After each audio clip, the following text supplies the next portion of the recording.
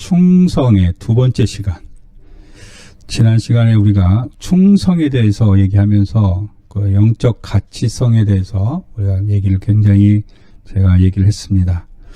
왜 영적 가치성에 대해서 이렇게 강조를 하냐면, 하나님과의 우리 관계 속에서 서로가 신뢰하고 믿고 하나님이 우리에게 주신 모든 약속에 대해서 내가 간절한 마음으로 소망 가운데 바라볼 수 있는 그런 모든 것을 우리가 가져야 되냐면, 왜냐하면 자, 오늘 말씀을 우리 한번 같이 읽겠습니다. 예레미야 2장 13절 말씀. 내 백성이 두 가지 악을 행하였나니 곧 그들이 생수의 근원되는 나를 버린 것과 스스로 웅덩이를 판 것인데 그것은 그 물을 가두지 못할 터진 웅덩이들이니라. 아멘. 여기서 보면은 여호와 하나님이 누구라고 얘기한 것이 있습니다. 그게 뭐냐면 생수의 근원이라고 있습니다. 생수의 근원. 하나님의 존재라는 것은 우리의 생수의 근원 되신 분입니다. 이 말씀을 요한복음으로 갈까요? 요한복음 4장으로 가면 4절 말씀. 내가 주는 물을 마시는 자는 영원히 목마르지 아니하리니 내가 주는 물은 그 속에 영생하도록 솟아나는 샘물이 되리라. 예수님이 뭐라고요? 샘물. 아까 여호와 하나님이 또 어떤 이라고요? 바로 똑같은 개념을 얘기합니다. 이걸 또 우리가 요한계시록으로 가면, 요한계시록 22장에 가면 17절 말씀을 보면, 성령과 신부가 말씀하시기를 오라 하시는도다. 듣는 자도 오라 할 것이요 목마른 자도 올 것이요 또 원하는 자는 값없이 생명수를 받으라 하시니라. 생명수입니다. 여호와 하나님도 말씀하셨고요. 생수의 근원 되시고, 예수님도 샘물, 내가 하나님에서 오시는 생물이라고 해서 샘물, 그리고 성령이 말하기를 생명수라고 얘기했습니다. 자, 우리 삼위일체 하나님, 성자, 성부, 성령 모든 분들이 생명수라고 얘기하고 있는 겁니다. 우리가 모든 삶에 살아가는 가장 근본이 뭐냐면 근원이란 말이에요. 이게 생명수의 근원, 우리의 생명의 근원이란 말이에요. 이게 생명수란 말이에요. 그게 영원히 목마르지 않는 샘물이고요. 그렇기 때문에 이 영적 가치성을 우리가 잃어버리지 말라고 얘기하는 거고, 이것이 우리에게 가장 고귀한 것이라고 얘기하고, 이것에 대해서 저와 여러분이 충성하는 것은 매우 중요하다라고 말씀을 드리는 겁니다. 충성할 수 있는 저와 되시기를 간절히 축원합니다.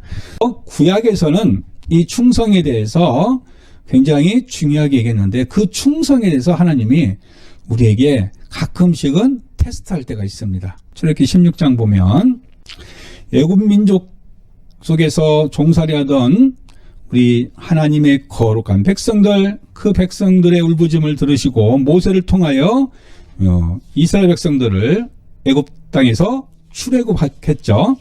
그리고 그들을 향해서 광야에서 40년을 살게 하면서 하나님이 테스트하는 게 있습니다. 16장 4절 보면 이렇게 얘기합니다. 그때에 여호와께서 모세에게 이르시되 보라, 내가 너희를 위하여 하늘에서 양식을 비같이 내리리니. 양식을 비같이 내리는 건 뭡니까? 그게 만나라고 우리가 얘기잖아요. 만나. 일용할 양식을 그 하나님 앞에서 모든 것을 막 비같이 내리는데, 백성이 나가서 일용할 것을 날마다 거둘 것이라. 날마다 거두라고 말씀하고 있습니다. 이같이 하여 그들이 내 율법을 준행하나 아니하나 내가 시험하리라. 사실 저는 늘 얘기하죠. 우리 하나님 은혜 속에 가장 거룩하게 살 때가 언제냐면 사실 광야 시대다. 왜냐하면 수고도 노력도 하지 않아도 하나님이 날마다 만나를 주셨고, 또 악한 것을 만나도 하나님이 다 피할 길을 내어주시고 이게 하시고, 우리가 손만 들면 되잖아요. 모세처럼 손만 들고 기도하면 되잖아요. 가장 광야 시대가 어떻게 보면, 물론 우리가 이렇게 정착하지 못하고 계속해서 이동해야 되는 그런 인간적인 고통은 있을지 모르지만, 사실 알고 보면 가장 은혜를 준 거다. 인간의 고통이 이동하는 거 힘듭니까? 농사 지어가지고 쌀 거두고 양식을 거두고 이런 것이 더 힘듭니까? 저는 사실 서로 보면 직장 다니면서 돈 버는 것도 힘든 것 같아요. 날마다 누가 내려줬으면 좋겠어요. 그냥 집 없이 그냥 여기저기 가서 그냥 텐트 치고 자더라도 날마다 만약에 주신다면 그게 더 행복하지 않을까요? 예를 들면 그렇다는데, 어쨌든 가장 은혜를 많이 받았던 때가 광야 시대다 나는 전성 솔직히 얘기합니다. 그런데 하나님이 만나를 매일같이 양식을 비같이 내리면서 이들에게 내 율법을 준행하나 아니하나 내가 시험하니라. 그 율법이 뭐냐면 여섯째 날에는 그들이 그 거둔 것을 준비할지니 날마다 거두던 것에 갑절이 되리라. 다시 말하면 매일 만나를 주는데 여섯째 날은 갑절을 준다. 왜? 안식일 날 것까지 주는 거죠. 7일째 되는 안식일 날은 이걸 거두러 가야 된다는 거예요. 가지 말아야 된다는 거예요. 그날은 내리지 않겠다는 거잖아요. 그러니까 여섯째 날 갑절을 준다는 것은 안식일은 오직 여호와 하나님을 경외하고 하나님에게 예배하는 하나님과 삶을 살아가는 가장 거룩한 예배의 날, 제사의 날이기 때문에 그날은 이런 수고를 하지 않아도 된다라고 말씀을 하신 겁니다. 이들이 그것에 대해서 어떻게 하는지에 대한 하나님이 말씀하신 건데 17절, 18절을 보면 이스라엘 자손이 그같이 하였더니 그 거둔 것이 많기도 하고 적기도 하나 오밀러 되어본 지 많이 거둔 나도 남이 없고 적게 거둔 나도 부담이 없어. 각 사람은 먹을 만큼만 거두었더라. 먹을 만큼만 거두었어요. 그러니까 이 사람들이 거둘 만큼 다 이렇게 거두면서 살아갈 수가 있게끔 했습니다. 그런데 문제는 자 27절 28절을 보면 이렇게 돼 있어요. 일곱째 날에 백성 중 어떤 사람들이 거두러 나갔다가 얻지 못하니라. 분명히 아까 얘기했지만 여섯째 날 갑절을 두고서 그 사람이 먹을 만큼만 충분히 먹을 수 있도록 거두게 하셨는데 이 사람들이 일곱째 날에도 또 거두러 나갔다는 거죠. 얻지 못하였다. 28절에 이렇게 얘기합니다. 여호와께서 모세에게 이르시되 어느 때까지 너희가 내 계명과 내 율법을 지키지 아니하려느냐. 하나님이 아까 뭐라고 했어요? 이들 내 말씀을 내 말을 이 사람이 지키는지 아끼는 준행하는지 아는지 내 율법을 준행하는 하나를 내가 어떻게 했다? 시험하겠다. 이스라엘 백성들 중에서 이렇게 계속해서 하나님의 말씀을 준행하지 않는 이런 일들이 벌어지고 있죠. 이상의 많은 사람들이 다 하나님에 의해서 창조되었고 이상의 수많은 사람들이 하나님의 은혜로 살아가는데 아직도 이 하나님의 은혜와 하나님의 창조하신 섭리에 따라서 살아가는 게 아니라 오늘 지금 일곱째 날에 만나를 거두러 나가는 사람이 있듯이 아직도 하나님 말씀을 준행하지 않는 이상의 수많은 민족들이 많더라 이 말이죠. 우리 한국은 기독교인이 숫자가 적기 때문에 그렇지만 전 세계적으로 우리는 모든 백성이 하나님의 백성이라는 관점에서 본다면 전 세계에 지금 기독교인이라고 우리가 명명하는 사람이 약 한 21억 정도 된다고 그래요. 21억. 그러면 전 세계 인구의 얼마예요? 약 3분의 1 정도밖에 되지 않습니다. 3분의 1 정도. 그러니까 앞으로 3분의 2라는 존재가 하나님 앞에 온전하게 서지 못하고 있는 거죠. 하나님에 충성한다는 거, 하나님의 말씀을 준행한다는 거, 이것은 내가 그 말씀대로 살아간다, 살아가지 않는다는 가장 핵심적인 것은 뭐냐면 계속해서 말씀드리지만 이 하나님과 나의 신뢰, 나의 생명의 근원이고 나의 생명수이신 우리 하나님을 믿는 그 믿음의 신뢰가 바탕이 되어야 이 충성이라는 것이 온전하게 이행이 되는 거죠. 그래서 하나님은 우리에게 계속해서 이런 요구를 하시면서 우리에게 무조건적인 사랑, 무조건적인 충성만을 요구하는 게 아니에요. 하나님은 우리에게 신실한 몸을, 신실성을 보여주신 겁니다. 다시 말하면 약속을 항상 지키십니다. 약속을 이행하시고 약속대로 이끄십니다. 그 하나님의 신실성이 있는데 우리 인간의 반응이 유불리에 의해서 이것이 좌우되니 이게 참 안타까운 거죠. 하나님은 우리를 잊어버리지 않고 우리를 버리지도 않고 우리의 약속 어기지도 않으시고 항상 하나님 신실하게 우리에게 다가오기를 원하시는데 문제는 우리가 그런 부분에서 온전하게 하나님께 가지를 못하는 거죠.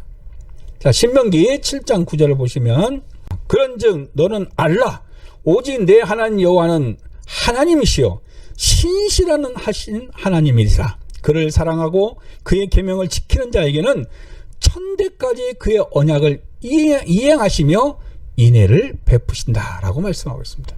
하나님은 신실하신 하나님이기 때문에 우리가 사랑하고 계명을 지키면 충성하면 천대까지 그의 언약을 이행하고 인애를 베푼다는 거죠. 하나님은 약속을 어기시는 분이 아니세요. 그러니까 우리가 이것을 분명하게 깨닫고 우리가 바라볼 수 있는 믿음이 필요한 거죠. 레위기에 보면 하나님의 말씀들이 쭉 되어 있는데 레위기는 주로 어떤 부분을 강조하면서 얘기하고 있냐면 1장부터 16장까지는 주로 전반부는 하나님한테 예배 드리는 거, 하나님한테 제사 드리는 우리의 하나님을 향한 헌신의 모습을 얘기를 쭉 해주고 있습니다. 어떻게 해야 된다, 어떻게 한다는 것을 얘기해주고 있어요. 그리고 후반부에 가면 그 17장부터 26장까지는 주로 뭐냐면 우리의 삶이 이 신앙의 약속의 삶대로 어떻게 살아야 되는지, 우리가 거룩한 삶이 무엇인지 삶에 대해서 얘기를 하고 있어요. 앞에는 하나님한테 예배드리는, 제사드리는 모습을 강조했다면 뒤에는 우리의 삶을 얘기를 하고 있습니다. 레위기에서는 왜 이걸 계속해서 강조하고 있냐면, 잘 생각해 보세요. 출애굽기는 애굽 땅에 있는 이스라엘 백성들을 구원하는 데 목적을 두고 있어요. 다시 말하면 출애굽해서 약속의 땅으로 가서 구원시키는 목적을 가지고 기록하고 있습니다. 하나님의 백성으로서 구속되어진 백성, 구원받게 되는 백성, 하나님의 그 약속을 이해가셔서 그들이 구속하고 구원하는 이 과정을 하는데, 이 출애굽 속에서 40년을 계속 다니는 이유는 이 구원과 구속에서 가장 중요한 부분을, 그 부분을 해결해야 되기 때문에요. 애굽 땅에서 430년을 종살이다 보니까 애굽의 요소들이 너무 많아요. 생각도 애굽 생각이 많고요. 아직도 삶의 모습도 애굽적인 삶이 많아요. 그런 사례들이 여러 번 나오잖아요. 어려움 당하니까 우리를 매장지가 없어서 이곳에서 죽이려고 데려왔느냐, 차라리 여기 돌아가겠다, 이런 얘기 한다든지, 조금만 뭐가 불편하면 막 불평을 토로한다든지, 하나님을 원망한다든지, 또 모세가 잠깐 시내산에 올라가서 그 쉽게 하나님과 대면하고 있는데 그걸 기다리지 못해가지고 자기들끼리 금송아지를 만나가지고 모세를 대신해서 하려고 하는 그런 작당들을 한다든지, 끊임없이 이 속에 뭐가 있냐면 아직도 애굽에서 가지고 있는 그런 요소들이 많이 있어요. 저는 왜 40년을 돌렸는지 예를 수도 없이 얘기하는데 그중 또 한 부분이 바로 이 부분이에요. 왜 40년을 돌렸느냐? 40년 동안 이걸 빼기 위해서 그럴 것 같아요. 모세를 하나님이 왜 80세에 불렀느냐? 저는 그 부분을 다시 한번 깨달은 게 뭐냐면, 그가 왕자로서 40년을 살았던 모습을 40년 동안 뺀 거예요. 광야에서 40년 동안 그걸 빼서 80세가 되어서야 모세를 불렀던 거죠. 이 이스라엘 백성들을 이 40년을 돌렸던 이유도 똑같은 이유예요. 애국적인 요소, 아직도 세상적인 요소, 그런 것들이 아직도 많기 때문에 그걸 제거하고, 그러는 것이 다 제거되어진 이 세를 통해서 하나님이 새로운 세상을 만들고 싶었던 거예요.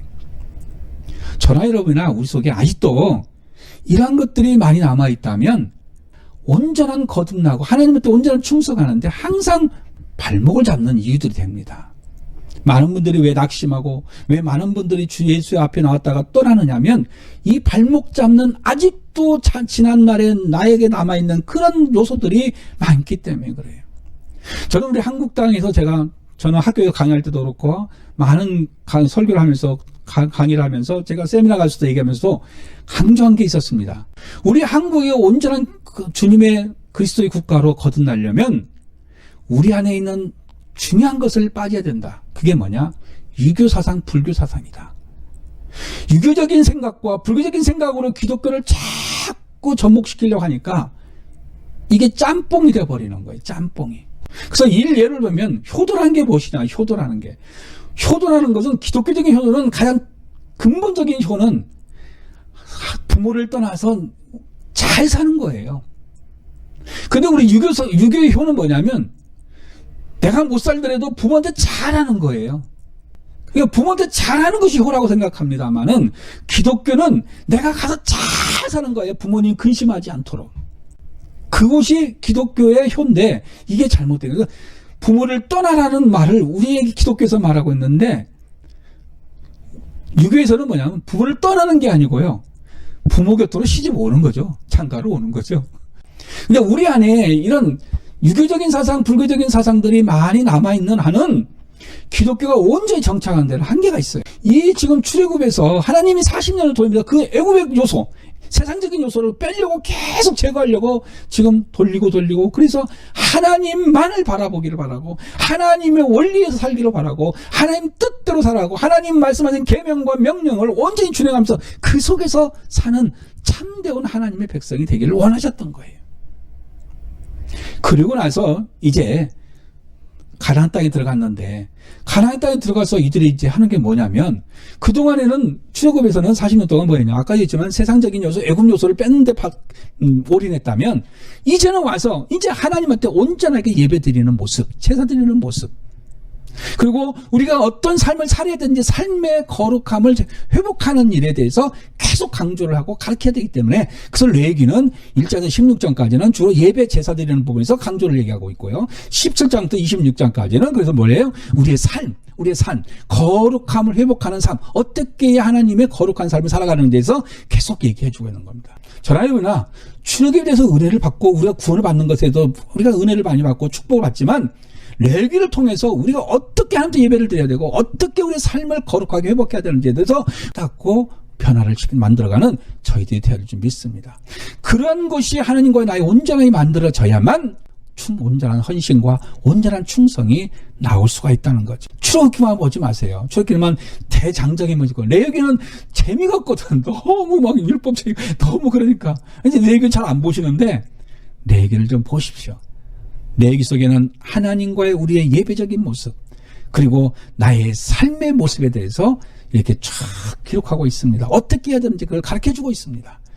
따라서 우리가 하나님 앞에 진정한 충성, 진정한 헌신, 진정한 예배, 진정한 하나님과의 이 영적 가치를 온전히 보존하기를 원한다면 레위기를 통해서 우리가 새롭게 거듭날 수 있는 저와 되시기를 간절히 바랍니다.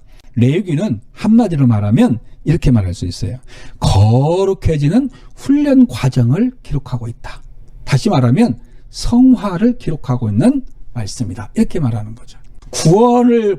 구속을 기록하고 있는 출애굽이라면 우리가 성화되어지는 모습을 기록한 게 레위기입니다. 이 두 가지가 온전히 잘 우리 안에서 정착되어서 하나님의 진정한 충성된 자로 거듭나고 그래서 승리할 수 있는 저와 되시기를 간절히 축원합니다. 기도하겠습니다.